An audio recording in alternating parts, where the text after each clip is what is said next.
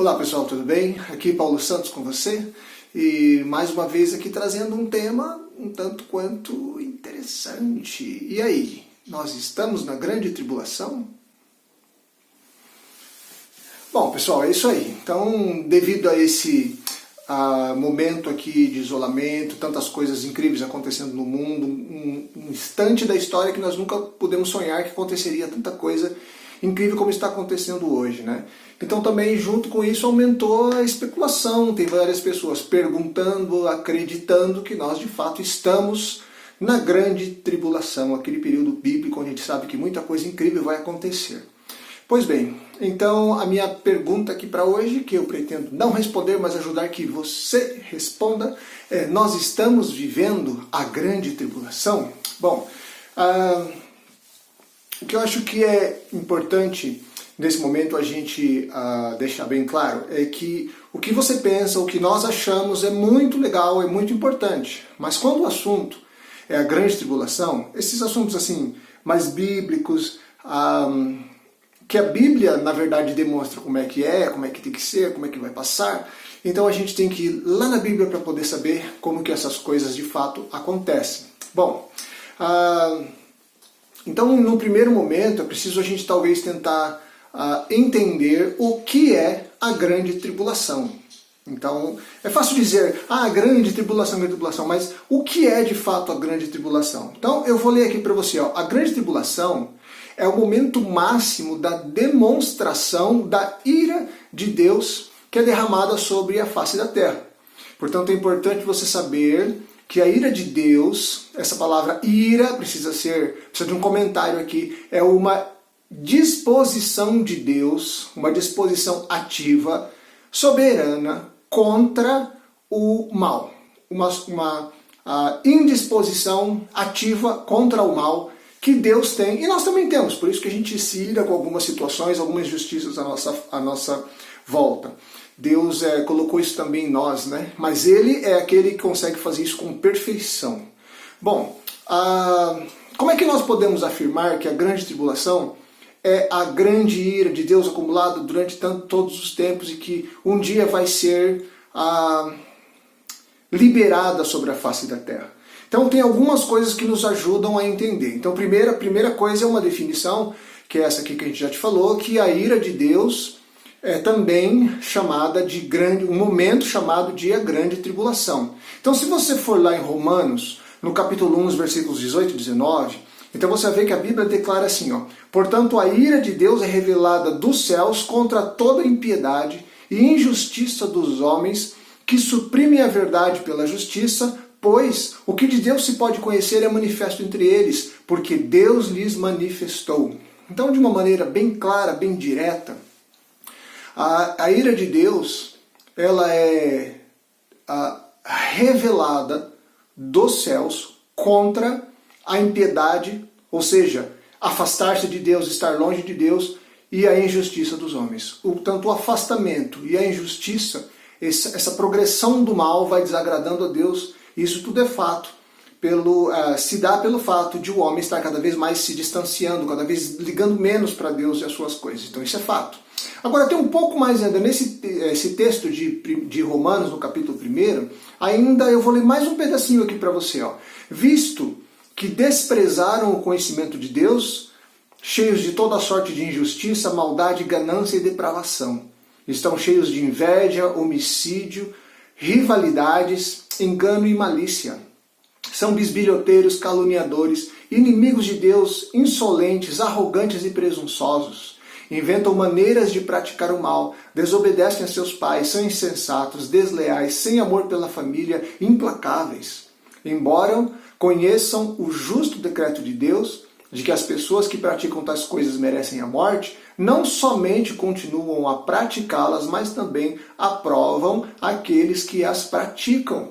Então esse texto aqui está na epístola de Paulo, na carta de Paulo para os Romanos, no capítulo 1, e os versículos vão desde 18 até 32, onde você vai encontrar esse texto aqui. Bom, então quando a gente está falando de grande tribulação, você viu aqui agora que a grande tribulação nada mais é do que a ira de Deus sendo manifestada sobre a face da terra. E aqui tem as razões pelas quais isso acontece. Mas isso já aconteceu em outros momentos da história. Então, por exemplo, quando o povo de Deus saindo do Egito entra na Terra Prometida, Deus executa a ira dele contra aquelas nações ímpias que ocupavam a terra naquele lugar. Por isso que a terra é dada para o povo de Deus que está sendo formado ali desde a saída do Egito. Ok? Essa promessa ela é dada para Abraão.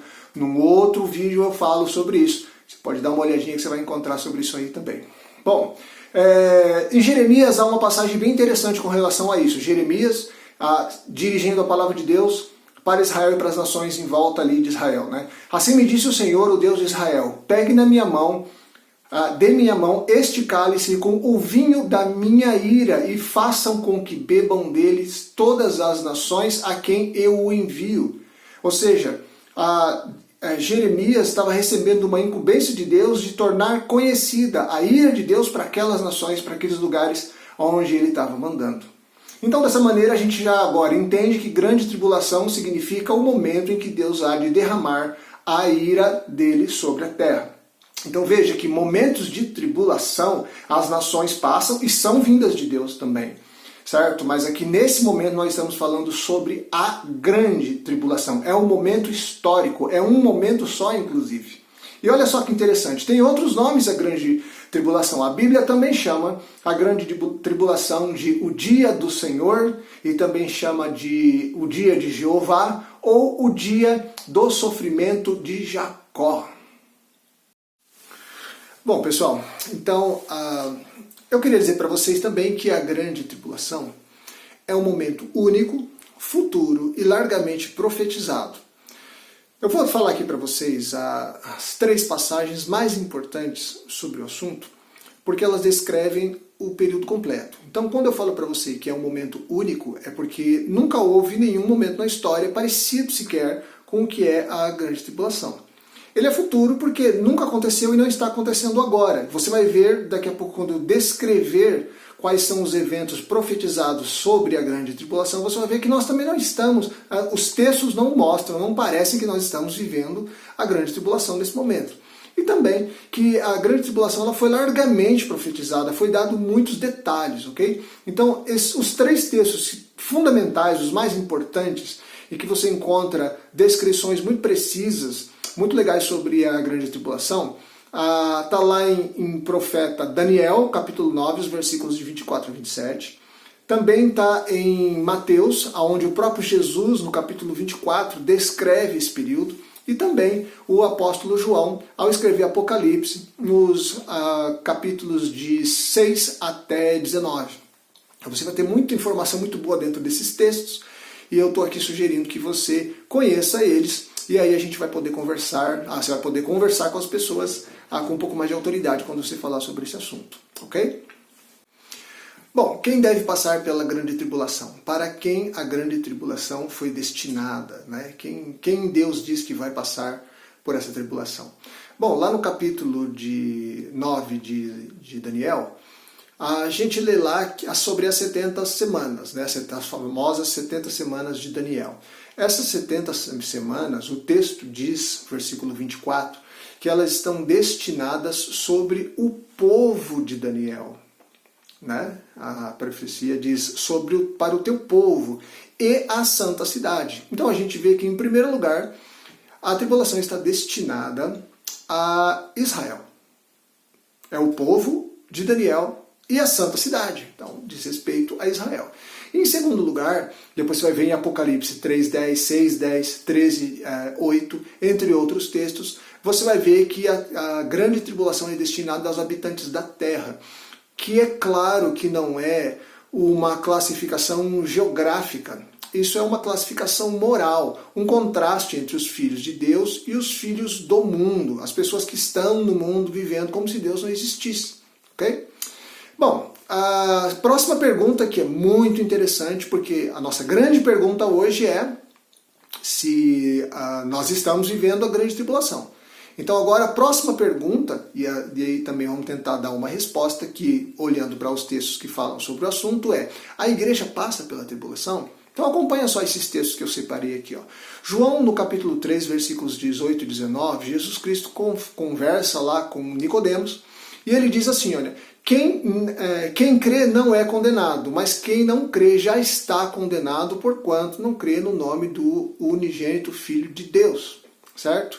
E a condenação é essa, que Deus veio ao mundo, Jesus Cristo veio ao mundo, mas os homens amaram mais o mundo do que a ele, Jesus.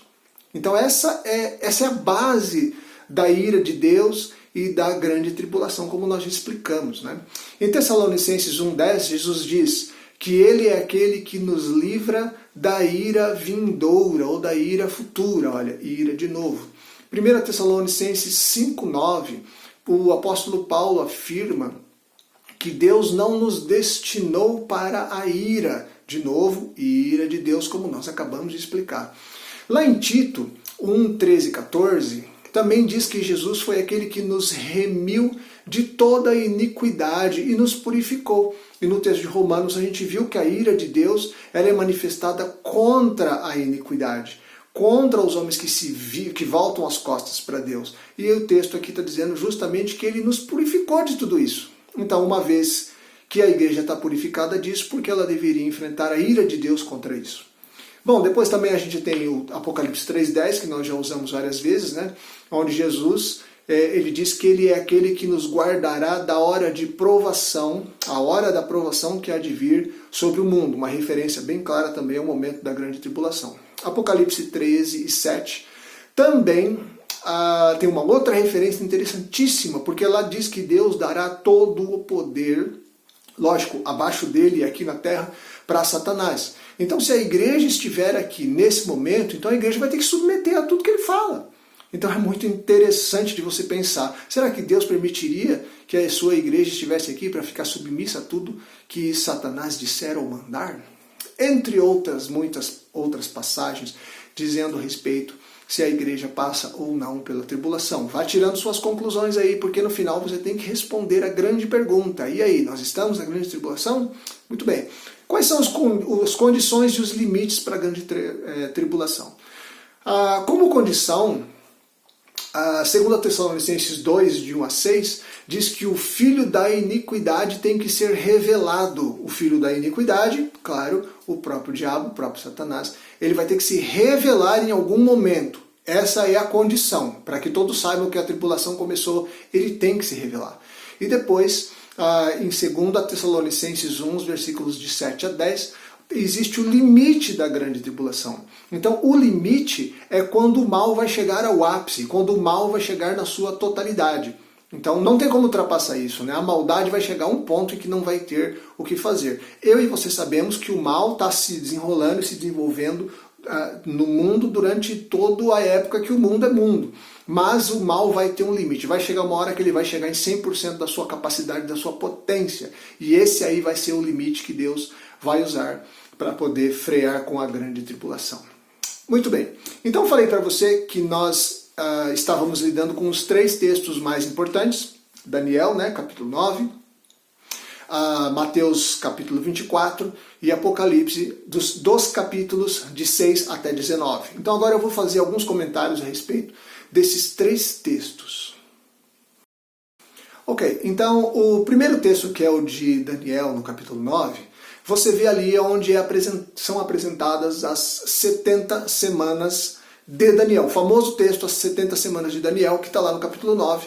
E essas 70 semanas, elas trazem 3 subdivisões bem interessantes. Ela é apresentada da seguinte maneira: 7 semanas, depois mais 62 semanas e depois mais uma semana. É a forma como ela é apresentada, 3 blocos, e somando todas essas semanas, então você vai ter 70 semanas, é o nome clássico dessa passagem.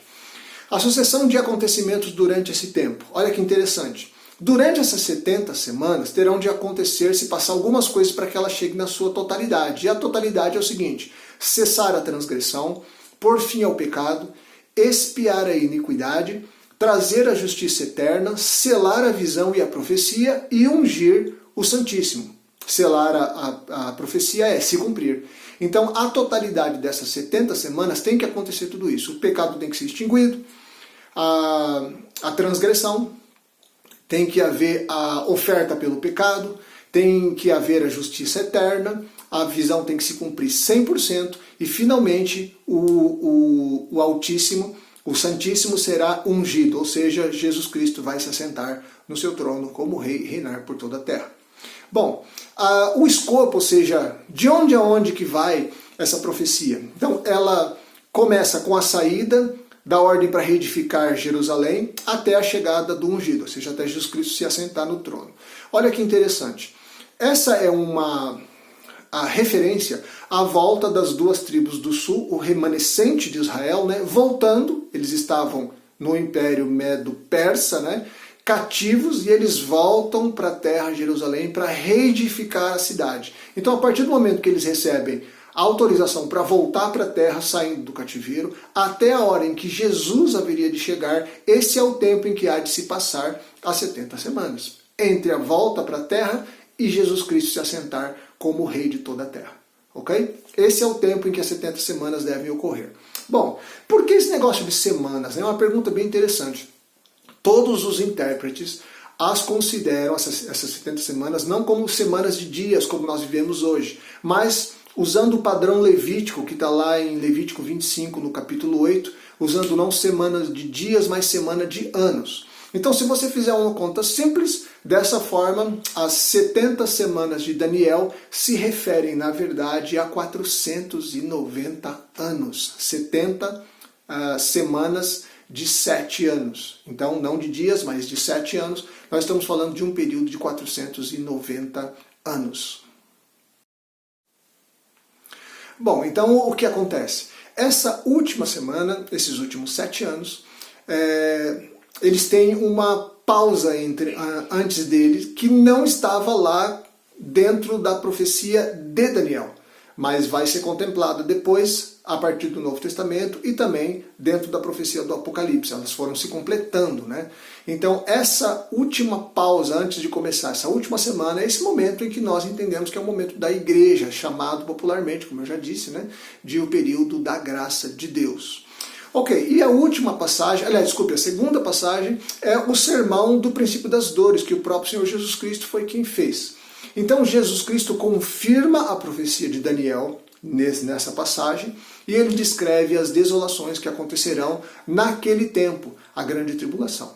Ele reafirma que o período somente termina quando ele mesmo, o Filho do Homem, voltar dos céus. Então esse período de tribulação aí, ele também vai ter o fim com o próprio Jesus quando ele retorna. Depois você vai ver agora, eu vou explicar aqui as passagens, a descrição da tribulação pelo livro do Apocalipse, você vai ver que realmente depois no Apocalipse confirma isso também. Lembra que eu expliquei agora que as profecias elas vão se completando.